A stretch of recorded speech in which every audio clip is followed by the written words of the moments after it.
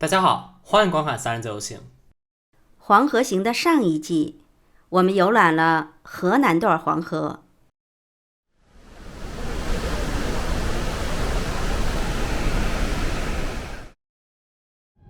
从这一集开始，我们前往山西太行山。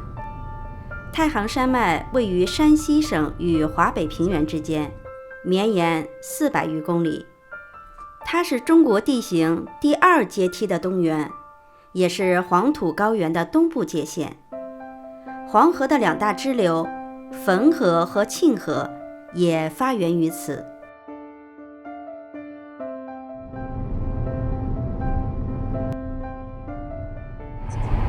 我们离开高速了，因为去山西的高速因为大雾被封闭了。现在我们走一段非常难走的山路过去。临近山西，第一眼看到的太行山却是被滚滚浓雾神秘锁住，仿佛仙境一般。太行山的浓雾，哇，这个我下窗户拍，这风刮在身上凉飕飕的，现在车速就跟走路几乎是一样的。那大货只能看到尾灯了。我们前面第4个车，前面车都没在雾里了，看着雾气，这就是哎呀，这个简直就是像小雨一样。旁边有车右转到这个停车区里了，是山西省界，河北刚才把山西的大货全拦住了。翻过了这座山，却是阳光明媚，另一番景象了。我行驶在太行山脉的昌渝高速上，这个山太震撼了。你看这座山就知道了，中国为什么传统的是水墨画。此时，我们正式进入有中国古代建筑艺术博物馆美誉的山西。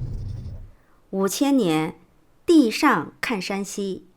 山西的古建筑不仅多，而且设计精妙，空前绝后啊！我们山西之行的第一站来到阳泉市平定县。平定县流传着这样一句话：宋家庄的宅，土岭头的台。意思是说，在平定县，您要想看老宅院，是一定要来宋家庄的。在村子里，我们去看风雨沧桑的六庆堂旗杆院，参观宝珍堂的窑洞宅院和老家具，听大哥讲述宋家庄村和他家祖上晋商的辉煌历史，看古时曾为防御工事，如今却成了享誉阳泉地区独一无二的3面阁。在修复最为完整的老宅院三槐堂门口，笑看蓝门猫的看家招式。别人都是拦路虎，这有只拦路喵。最后呢，在荒草丛生无路可走的半山坡，趟出一条路，去看荒废的院子。这个路现在已经看到已经没有了，往里踩踩试试，你就别过了。认识宋家庄的老宅院，是从被称为旗杆院的六庆堂开始的。好嘞，谢谢您了。在明清时期，只有主人功名在举人以上的才能竖旗杆，因此谁家出过举人进士，从一些人家院门口树立的旗杆便能知晓。是怎么知道的这边怎么过来的？我们就是看别人写的啊，有写这儿的。对，有写这儿的。啊，是。您也是？我是回来走亲戚的。回来走亲戚的哈。反正这也是年久失修了，有点那什么。对对对。这是个老房子。大姐，这是咱家的那个祖宅是吧？对。哇，不住了都走了哈。那得您还住在这边呢。我在这里。是吧？哎，您看这个什么，就是原来咱这个门哈，这个木雕的这花哈，多漂亮哈！都会了。我看它还有那个是万字还是寿字那个，它像寿，像寿哈，你看多漂亮啊！后面也不住人啊。后面夏天的时候会在窑洞里住阳台。哦，就是您说的窑洞是前面这个吗？就前面还有窑洞，现在还能住的一层。对。是吗？能进去瞅一眼吗？大妈，他们像进个台一样，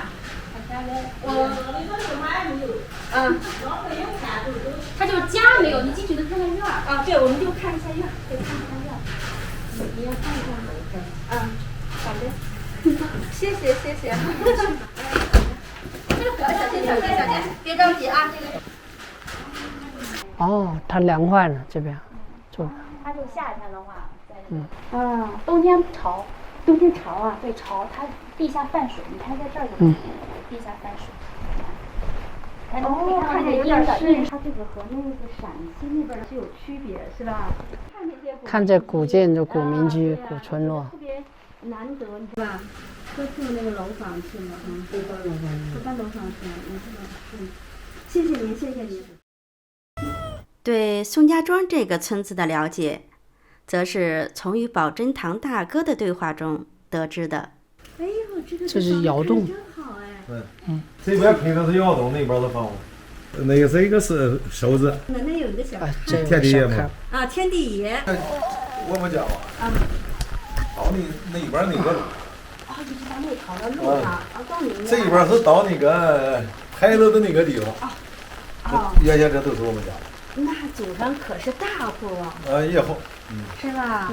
东边就刚才咱们看见明清一条街的海楼，他家东边到那儿，西边到那边街上呢。这是我们家的哇！这是我们宋家庄第一家嘛，一进村的第一家，不是说是最好的一家。哦。我们那边西边，那边东边。家什么地方呢？北京过来的。哦。我们就是那个，听说咱们这边。是那个老房子这感谢说的啊，没事。我们就想过来看，谢谢您，好嘞，谢谢。那闪搁外头吧。搁外头。这是进屋里看看啊，这也是窑洞哈，这是窑洞了。哦，不小心，谢谢。我们这专业是弟兄7个。弟兄7个。我们家是5个，我大伯家是2个。现在都住楼房去了。都住楼房去了哈。我也前面有也有楼房。就是这个地方2万块，对，没事了，是吧？对，哎呀，对，这是一个麻将机，对，那个邻居朋友过来一块玩一玩，对。这个您觉得住楼房跟住咱们这个老房子还是？在这个好。还是这个好。啊，那孩子们还会回来在这边住吗？孩子们孙子在，儿子和媳妇不在了，他们在楼上住。他这个窑洞其实是空的哈，上面就是天了，像我们看的都是挖山的，它这个不是。这个不是土窑洞。不是土窑洞。这个是用石头接起来的。石头接起来也接成窑洞的模样。它是这样的。对，但是它上面我看您是做了平层是吧？房上。这不是先那个上面以前的时候都是拿土倒了的。堆的。上面是为了晒东西。不是晒东西，它怕漏。把窑洞漏水怕漏水漏水，它并不是为了晒东西弄得比较厚。我们家原先就是在北京的，在北京开的铺。就祖上是吧？祖上。在那边，然后结果这是老家，在老家制的产业。山西人其实有这个习惯。对。咱们这个平地人在北京有一条街。就是对那个街什么地方我不清楚。反正我们从北边的他们都出去以后，一倒上起来就是都是一条街。祖上做的是什么生意？我们是纱灯。纱灯。纱灯。现在还就是像到您这边还都做吗？不做了哈。对。之前我们本家的，他们在外边都是开染坊。我们这个地方不染布，在山东、天津都在外边了。都在。走廊房，那不写的吗？走着去染。和走西口似的，一直在外面走，是吧？对。对，就是上门服务。有那个技术活活，然后哪需要就去哪里做。对，他是这样。我们老祖宗以前就是我们20祖宗的时候，他们就开始走染坊。走染坊。我们刘氏上的是我们是最小的一家。我们是老舅家，弟兄9个，我们老舅家。看着这个房子真好。这个不太好。是吗？那边才好。就是西边，那分给那个叔伯。大部分都是别人分的。别人分。以前斗地主，土盖的时候。土盖的时候是。你看这个多好，你看还有这个。来看一下。这个屋子里边。这个木架是吧？哟，这是原来平铺一直留下来的叫以前那个炕子。暖阁。是暖阁是吗？对。以前这是有一张床是吧？炕。有一个土炕。就是明清的。保留到现在都没坏。大哥，那个是个什么呀？墙柜嘛。是墙柜。以前那个放那个金银细软的是吧？对。那个窑洞有什么以前的书柜？这是窑洞里面。这有书柜。以前的书柜。以前书柜你看一下。哇，好漂亮耶！这都是那个描的那个这是老柜子。这是书柜啊。书柜哈。您要不说的话，我还以为是被窝呀、衣服的那个柜子呢。司马懿战北京魏桥。哎呦，这还有字，你看这上面，你看。这边是个午的。考果喜鹊，受恼，春夏秋冬。这还有呢。这边你看到了吗？它有讲究的。这边是武将，这边是文官。哎呀，这可是，这能保留到现在。大哥，您这个可好好留着。对，这能保留到现在。这年头，这个东西是好东西。这能保存到现在。存着那个留给子孙后代的，这是好东西。原先这个都通的。对，都通的进去的时候，你现在去进县厅里边去三槐堂，你看一下。三槐堂。三槐堂现在三槐堂的人还在北京。我跟大哥合个影。好嘞，没问题。游客进村子呢，最好带根手杖。第一，当然是为了方便爬山喽。其次，如果遇到了流浪狗，还能起到防身的作用呢。平定自古就有村村都有阁，无阁不成村的说法，宋家庄也不例外。您好，大姐，这个地儿是好像就是叫三面阁。大同阁也被称为三面阁，上面建有关帝庙。大同阁建于道光9年，位于明清街的中段，其7侧的重画阁与其连为一体。重画阁的上面则是建有文昌庙。这是关帝庙，财神爷。是吧？咱这边做生意的。它坐南朝北，由东西南北4个朝向的砖砌拱券组建而成。这样的造型极为罕见，在阳泉地区，这也是独一无二的存在。古时候，阁在功能上既可防御，又能登高瞭望。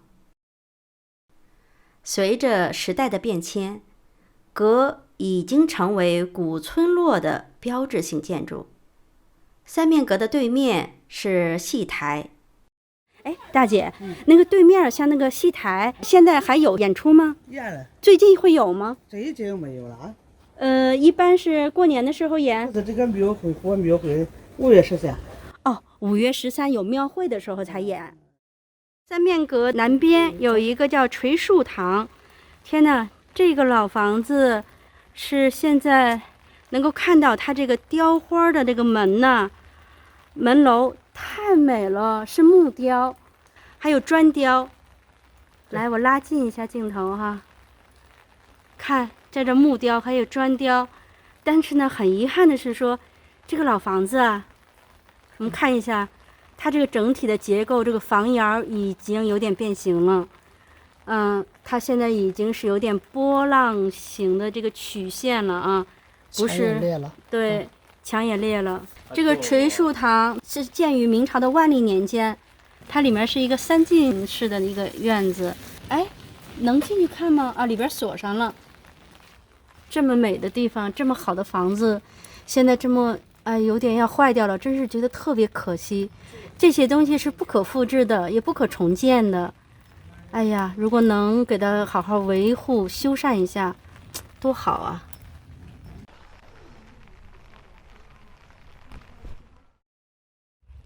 这就是村民们一再给我们推荐的三槐堂。这上面三槐堂的牌匾还在这里，有一副对联哈：玉屏济岳，一村仁德，乾坤厚。左边是10楼和风，万卷诗书雨露新。三槐堂，我们来了。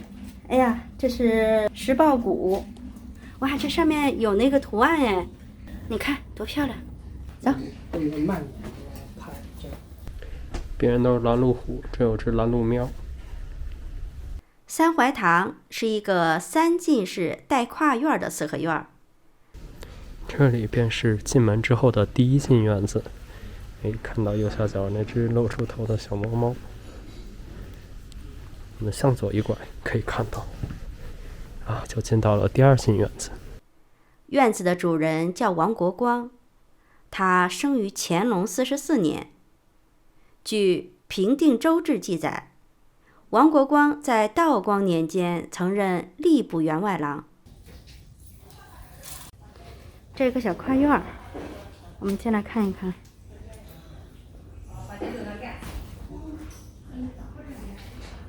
今天因为下雨，所以这里边没有什么人。这里头是放榜吗？可能是。这是夹竹桃。老房子上面长的是什么呀？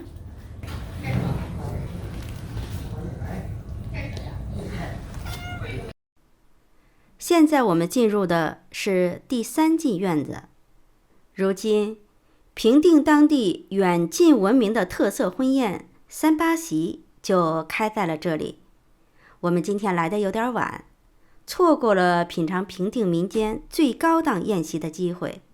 哎呀，这个院子里的猫真多，哈哈，原来这个小轿子是你的地盘啊！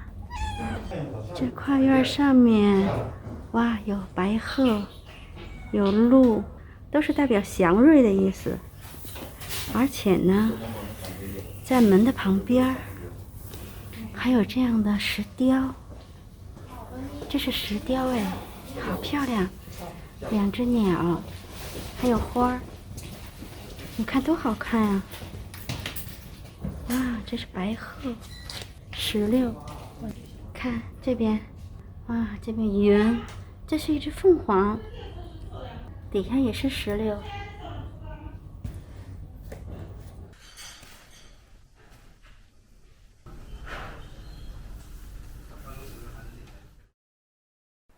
在村子里的山坡上，我们看到了一处废弃的老宅子。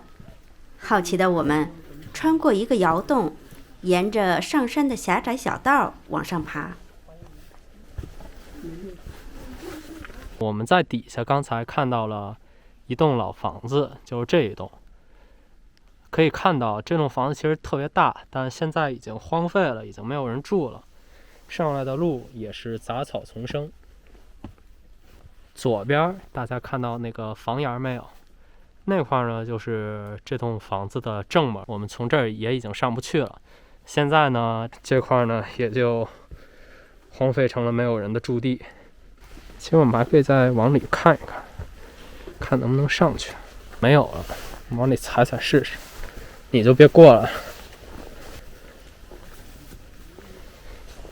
哦，可以看到这底下还是有石板的。那你看，我们现在就到了房子的正面不知道能不能看到啊？还是贴着光荣户的这一个小门楼，是吧？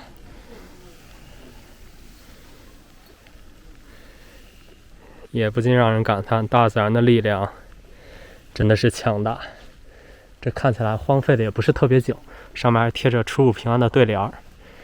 现在这一条路已经慢慢的重新被大自然收归回去了。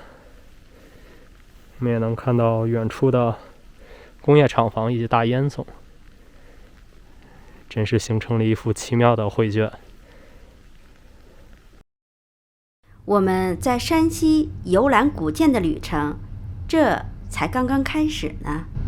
进入环岛走第一出口，驶入乌海县。下一集我们将游览土岭头村。在岳飞被害之后，他的副将们心灰意冷，归隐太行山。土岭头村就是宋代岳家军及其后人生活的地方。你看，斋师家庙。这个斋师家庙有别于其他村那个祠堂。跟别的村的祠堂不一样。这是通过上大夫以上的官制，才能再建家庙。上大夫以上的官制。上大夫。哎，斋师家庙，像我们斋敬、斋姓。斋敬、斋姓，就是那两个跟着那个岳飞。这就是跟着岳飞的那两个。对，左右副将。你看，云光办事。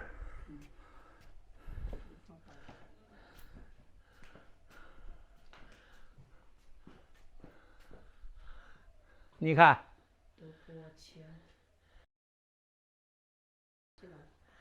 你认得这个人不呢？德伯千秋。喜欢我们视频的朋友，请关注、订阅、留言、转发，支持我们呀！